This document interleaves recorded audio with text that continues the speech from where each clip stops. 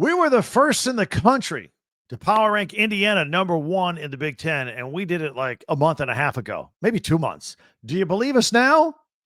Our final 2025 Big Ten football rankings list is next. Where's your team? Thanks for joining us. Locked On Big Ten starts right now.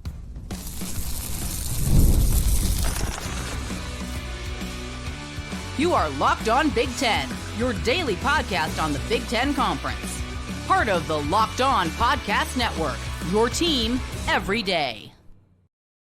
Welcome to Locked On Big Ten. I'm Craig Shemon, part of the Locked On Podcast Network, now the #1 sports podcast network out there. Thanks for making us your first listen each and every day. Hit that free subscribe button down below. That way you'll never miss a single episode. And you can hype YouTube videos. And we also ask if you can share, follow, and like. We always ask that too. Today's episode is brought to you by FanDuel. And if you want to be right in the middle of all the action this season, visit FanDuel.com and place your NFL live bets all season long. So all of our power rankings, we were right all along about Indiana, and we'll tell you about our Everydayers Club as well. But I'm going to put this on screen in case you're audio only, Spotify or Apple. I'll just tell you what we're doing here. It's a list. I'm still on screen. We got the team logos. And like I said, like October, we flipped a script. We put Indiana number 1. We've had them there ever since. We were proven right by the Big Ten championship game. And we just thought they had a better roster. People scoffed at me. They gave me the side eye. They gave me some comments. But no, I still think it. Indiana has a better roster top to bottom than Ohio State. Does Ohio State have more 5 stars? Yeah. I'm talking about the entire team. So now Indiana is on a bye, and of course they will play in the Rose Bowl January 1st, take on the winner of the Oklahoma-Alabama game. Just to give you a little bit of a feel for that SEC game, Oklahoma did go to Tuscaloosa and beat Alabama 23-21. So it could be a close game again. Michigan fans are very familiar with Oklahoma from week 2. The quarterback, John Mateer, was amazing. The defensive ends for Oklahoma, very strong at rushing, but yet containing at the same time. So we'll see. That's what is in store for Indiana. And how cool is it? They're going to the Rose Bowl. Ohio State coming up the big win against Michigan. They did not beat Indiana, but it was a defensive classic on both sides of the ball. And Ohio State with a bye, they await the winner of Miami at Texas A&M. And I had the thought earlier, if they play Texas A&M, it's an opportunity for Ohio State to beat both of the big boy schools in the state of Texas this year. And that'll be the Cotton Bowl on New Year's Eve. Oregon, a playoff team, sitting at number 3. Solid wins down the final stretch of the season at Iowa, against USC, against Washington to shore up that playoff spot. And they get a home game at Autzen Stadium. It's going to be just crazy. Taking on James Madison. That'll be December 20th. I looked at the odds today. I think they're about 21 and a half point favorites already. I will tell you that Locked On Big Ten will go live after that Oregon James Madison game for your immediate reaction. So you Ducks fans, you always meet me there at the live podcast on Saturday nights. Let's do it. The winner will take on Texas Tech in the Orange Bowl January 1st. Then USC, got them at number 4. They had their chances to climb into that top 3, maybe top 4, and still get into a playoff, but they couldn't do it. They all came down to that Oregon game, but they are going to face TCU on December 30th in the Alamo Bowl, and Lincoln Riley still has a chance at a 10-win season. Still a very good season for USC, and don't forget what's coming next year. They got the number 1 recruiting class in the country for 2026. So, yeah, Lincoln Riley. People are disappointed he didn't get to the playoffs. But this program's still going in the right direction. Michigan sit at number 5. So they won 7 regular season games last year. They won their bowl game for 8 wins. This year, 9 regular season. If they win their bowl game against Texas in the Citrus Bowl in Orlando, that's 10 wins. A 2-win improvement year over year. That's really good. That's really good. Had they gotten 1 more win, they'd be talking about the playoffs. But look, Michigan wasn't a playoff team this year. You can just tell by looking at them. However, I will tell you, they will have huge expectations for Sherrone Moore and Bryce Underwood in 2026. That you can bet on. Iowa, sit at number 6. How many times have we talked about Iowa? The other 4 losses that were all by 15 points. And if they won 1 or probably 2 of those, this is a different conversation for Kirk Ferentz and the Iowa Hawkeyes. Remember, it was the USC game, it was the Oregon game, it was the Indiana game, it was Iowa State. All those just went down to the wire. Instead, though, an interesting matchup in the bowl season here, December 31st, taking on Vanderbilt. That means Heisman finalist, the Diego kid, going to be the quarterback there. So we'll see how the Diego Pavia will face the Iowa Hawkeyes. Vanderbilt, ReliaQuest Bowl in Tampa. Washington and Illinois, I got it 7 and 8. Both of these teams flirted in and out of the top 25, bounced in and out of the top 25. And look, Washington lost its season finale to the Ducks. Saturday, they're going to be the first team up in the bowl season. They got one already this Saturday. They're in the LA Bowl at SoFi. I love Damon Williams Jr., the quarterback for the Huskies. Bright future. Go to watch him and see him continue to grow. Meanwhile, Illinois, I'm still trying to figure out how they lost to Wisconsin, but otherwise they could have maybe had a 10-win season back-to-back years. Instead they got 8. They win their bowl game, they'll get 9. That's still not bad. There'll be 18 or 19 wins, depending on how this goes, in 2 seasons. They will take on Tennessee and Nashville in the Music City Bowl. And then at number 9, I've got Northwestern. Tough, scrappy, 500 team. David Braun, I think he's a good coach. Look, I think there's always like a ceiling usually for Northwestern. And look, I think they're knocking on it. It's a good program. And going to a bowl game, second time in 3 years. And they will be at Ford Field on December 26th in the Game Above Sports Bowl against Central Michigan. Penn State, I got them rounded out to top 10. After that year that they had, yikes.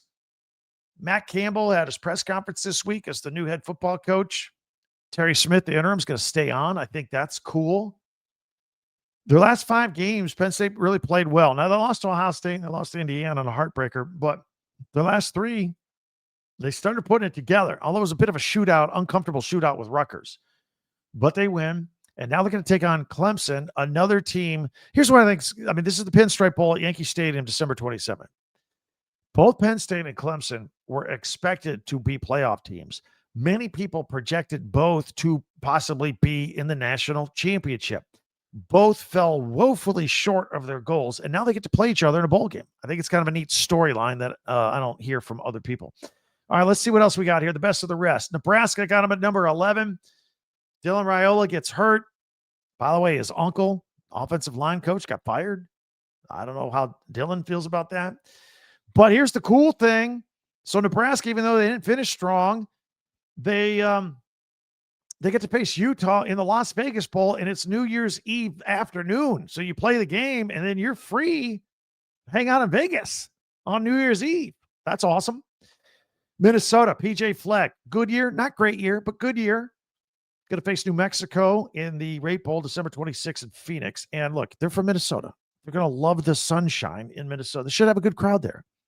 They should have a good crowd in Phoenix. Wisconsin coming in at number 13. And they got a couple of ranked wins late, turning around a little bit their awful season. And we're counting the days to the season opener at Lambeau Field, taking on Notre Dame. Rutgers, Craig Shemon. Good offense, bad defense. Defense cost them some wins this year. They got to work on that this year. They're at number 14. At number 15, UCLA starting over. Stripping it down to the studs. Bob Chesney, their new head football coach, got introduced to the media and the fans this week. In fact, yesterday. And we'll see how he does. He's got a history of turning programs around and kind of starting from scratch. Michigan State going to have a new coach as well. Pat Fitzgerald and for Jonathan Smith. At least they got a Big Ten win against Maryland in their last game of the season. They're at 16. Maryland 4-0 and then 0-8. What can you say? Mike Lax is going to come back. Malik Washington Jr. is a good quarterback. We'll see if they can build from that. They're at 17. And then Purdue got blown out by IU in the bucket game. And Barry Odom in his first year closing it out, starting out 2-0, losing his last 10 games. So this is going to be an important offseason for them to try and turn the tide and show some improvement from year 1 to year 2. There it is. Our final Big Ten Power Rankings. What do you think? Did we get your team in the right spot? I think we did. Hit me up in the comments if you think otherwise. If you are new, we're here every single day, all things Big Ten. Hit that free subscribe button down below and join us here and follow us wherever you get your podcasts on Apple, Spotify, YouTube. Never miss a single episode. Then we've got a website at talkbig10.com. That's the number 10. All of our podcasts go there. If you want to go there for a second listen, we have another podcast here today talking again about Notre Dame and what needs to happen. Maybe it ties to the Big Ten. For a second listen, you can check that out here on Locked On Big Ten. Plus, click on the logo from your favorite team's school. Boom. You're in a shopping store. Shirts with your team logo, hoodies, hats, jackets, pennants. In time for the holidays, you need some gifts. Last second, go there today. TalkBig10.com. All right. I also have details on how you can join our exclusive Locked On Big Ten Every Dayer Club. I will have details on that coming up in 1 minute right here on Locked On Big Ten. NFL Sundays move fast, right? Ebbs and flows and momentum, one big play, everything turns on a dime. And it's what makes live betting with FanDuel so exciting. You feel like you got a beat on the momentum, jump in on it. Just don't sit there and watch the game. Be a part of it. React with it. With FanDuel, you can place bets as the action unfolds, every drive, every momentum swing, every moment. And live betting is absolutely best when that momentum shifts after an interception. Although if you were watching the Eagles the other night, how many shifts and interceptions were there? Jalen Hurts had 4. Justin Herbert had 1. So, yeah, crazy. By the way, I've never seen a guy turn the ball over twice in one play. Jalen Hurts, what's going on there? Anyway, you can bet on stuff like that. That's right. Live spreads, money lines, all that. Adjust instantly when you do live betting. So check it out. So if you want to be in the middle of the action this season, visit FanDuel.com and place your live NFL bets all season long. FanDuel, the game moves fast, and so can you. So let's talk about something that men don't usually bring up. But you should. You can. Stress from work, money, life. It doesn't just switch off at night, right? And it can show up at the worst possible time. Rouge Yet Ready is designed to help you take back control in the bedroom. Rouge Yet Ready is a next generation prescription treatment created to support both the brain and the body. And you can feel present and confident and ready when the moment matters. It combines 3 clinically proven ingredients with just 1 mint that dissolves under your tongue so it absorbs fast, ready to go. And you can connect with a board-certified doctor online, and everything ships discreetly to your door. So if you've been thinking about taking the next step, now's the time. Head to rougiet.com/lockedoncollege. Here's how you spell Rougiet. Rugiet. Rougiet.com/lockedoncollege. Get 15% off your order for a limited time. Rouge Yet Ready. Feel present. Feel confident. Feel ready. Rouge Yet Ready.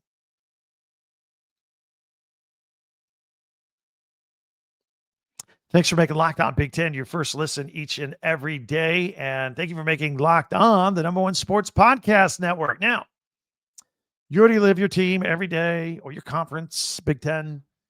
Now take it up to the next level, ad-free. Join the Everydayer Club and get Locked On Big Ten with no interruptions. Members only Discord access to exclusive podcasts and more, all for just $5 a month, $50 a year. Go to Locked On Big Ten, number 10, lockedonbig10.supercast.com, or check the link in the show notes for more information there. All right, we got a big weekend coming up. Heisman Trophy, Fernando Mendoza, Julian Sayin. Which one? Big Ten people. We got Jeremiyah Love and Diego Pavia there too. And then the playoffs start on December 19th and the 20th, and we're ready to go. We've got bowl games this weekend with Washington. We'll keep an eye on all of that. Many ways for you to interact with me. Don't forget Twitter at TalkBig10 or X. Our website, talkbig10.com. Also, subscribe for free. Follow this podcast right now on your favorite podcast app. You get the latest episode of Locked On Big Ten as soon as it becomes available each and every day. Thank you for checking us out. I always enjoy our time together. Can't wait to talk to you again tomorrow For Locked On Big Ten, I'm Craig Shemon. We'll see you next time.